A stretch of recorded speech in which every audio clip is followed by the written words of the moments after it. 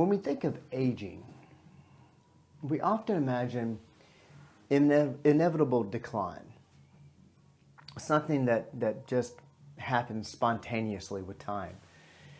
But have you ever stopped to wonder how our beliefs about aging came to be?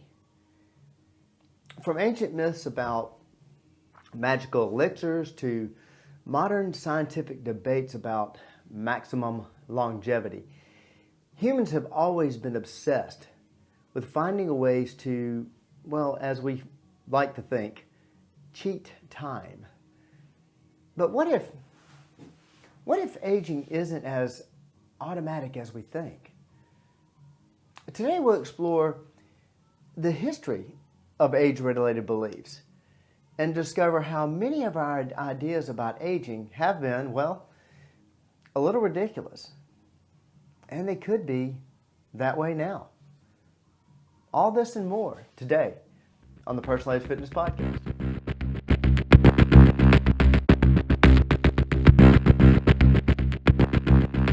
Welcome to the Personal Age Fitness Podcast, where we are dispelling the myths of health, fitness, and wellness. I'm your host, Garrett Williamson, president of Personal Age Fitness, and today we're diving into the fascinating and sometimes bizarre history of beliefs about aging. Throughout history, humans have tried everything from elixirs to magic potions to delay aging. But modern science is now revealing just how far off some of those ideas were, and even some ideas we have today.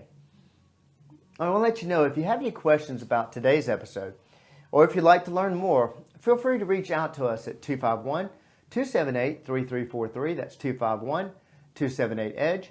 You can email me directly at garrett@personalagefitness.com or visit personalagefitness.com, our website. You can also connect with us on X at Team PE or Facebook at Personal Age Fitness. Now, let's dive into the history of and explore how our understanding of aging has evolved through the ages. Let's start by traveling back to ancient times, where beliefs about aging were heavily tied to divine forces. In ancient Greece, Aristotle thought aging was a natural decline caused by the body's heat burning out, much like a candle slowly melting away. Then you have the Egyptians, who believed longevity was a gift from the gods, reserved only for the chosen ones, like the pharaohs. Embalming bodies and creating potions were all part of their effort to stop aging. Although some of their methods might sound pretty ridiculous today, imagine drinking honey mixtures to live longer. And actually, this could explain why our understanding about aging is a little bit off course even now. It wasn't just the Greeks and Egyptians, though. In China, Emperor Qin Shi Huang famously sought the elixir of life, even consuming mercury in the hope there was a common thread in becoming immortal.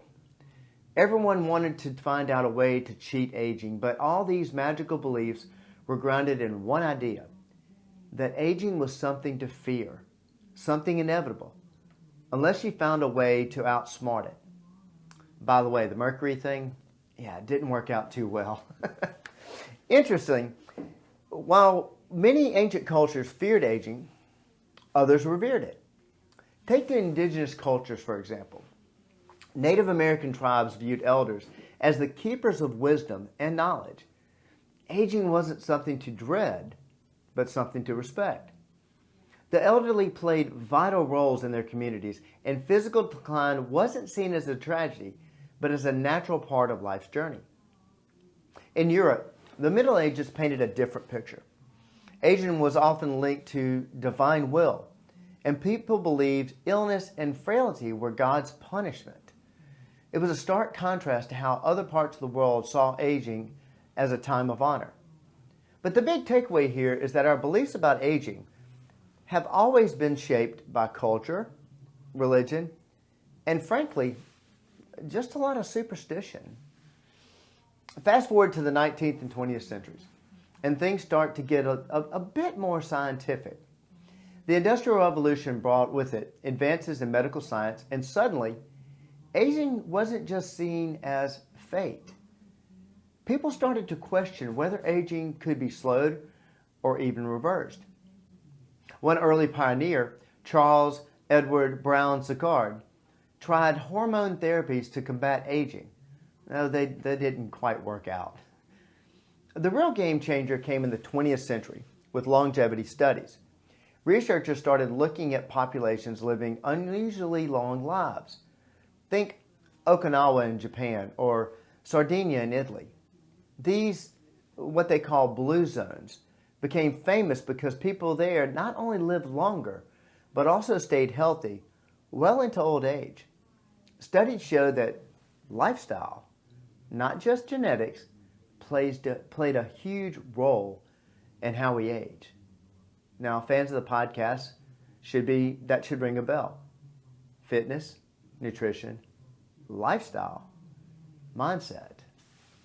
But the big question remains, have we reached our maximum longevity? And a lot of studies, a lot of articles are talking about this now. Some scientists say the cap is around 120 years, but others argue we could go even further. It's a hot debate, and as science progresses, we're learning that aging is a lot more flexible than we once thought. Actually, as we get away from observational studies and start looking into clinical studies, we're starting to find that maybe aging doesn't equal decline. Over the last few decades, the science of aging has completely transformed. We now know that aging isn't a one-way street of decline. Take muscle regeneration. For example, studies have shown that even in people in their 80s and 90s, centurions, muscles can grow stronger with things like resistance training. The same goes for cellular repair. As I've talked about in previous podcasts, the metabolism can, the mitochondria can even be strengthened through fitness. One of the most fascinating findings in recent years is about, like I say, mitochondria, the powerhouse of cells. While their function seems to decline as time passes by, it's now clear that exercise can actually help them function better, even as we get older. And there's research on what they call telomeres. The caps at the little caps at the end of our chromosomes that seem to shorten as we age. While it was once thought that the telomere shortening was inevitable, we now know that lifestyle factors like stress and good nutrition can slow the process. The conclusion? Aging seems to be influenced by time, but the real deciding factor happens to be what we do every day. Fitness, nutrition, lifestyle, mindset. If today's episode has you questioning what you've been told about aging, you're not alone. We're still hearing these questions going on today. The good news is that you can take full control of your own aging process through fitness, nutrition, lifestyle, mindset. If you'd like to learn more about how you can manage and even improve your quote-unquote aging process, reach out to us here at Personal Age Fitness. Call us at 251-278-3343 or email me personally at garrett@personalagefitness.com. You can also visit personalagefitness.com, connect with us on X at Team PE, or reach out to us through Facebook, where you may be viewing this right now, at Personal Age Fitness. Our beliefs about aging have come a long way, but as you see from what I've showed you today, we've believed things all over the scale about aging, and we were wrong. Quite possibly, we're wrong now. As we'll explore in future episodes, fitness, nutrition, lifestyle, and mindset are the keys to staying youthful and strong, no matter what the calendar says. This is all just one more way we help you reach a level of wellness. Thank you so much for joining me today. I'll see you next time.